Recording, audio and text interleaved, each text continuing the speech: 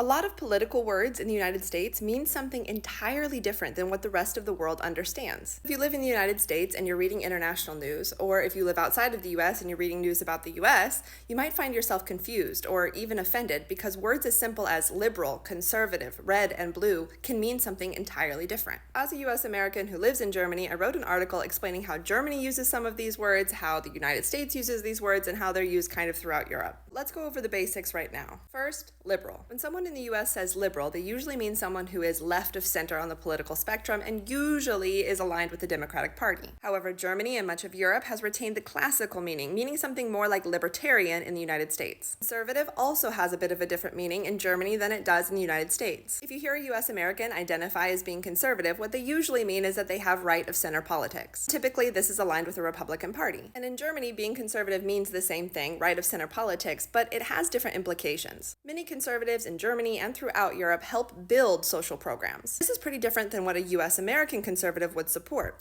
Things like universal health care and social safety nets are accepted as common sense in Germany and through much of Europe, but in the United States they come into question. And that leads us to our next word, which is socialism. In the United States, socialism, or even the word social, is a very politically charged word, and it has a totally different meaning. When you hear socialism used, it's usually in reference to any large-scale government intervention or social safety net. So the US use of socialism really blurs the line between social safety nets and socialist ideology. In Germany and in many European countries, socialism retains its classical meaning. Social programs are not directly related to socialism. Again, if you're reading international news, you find yourself confused, you don't understand how these terms are being used, it's good to go back maybe to this article, read the definitions, understand the implications and the connotations, and then therefore you can read the international news through the correct way that it was trying to be spoken, instead of inserting your own connotations that you have from your own country onto that news.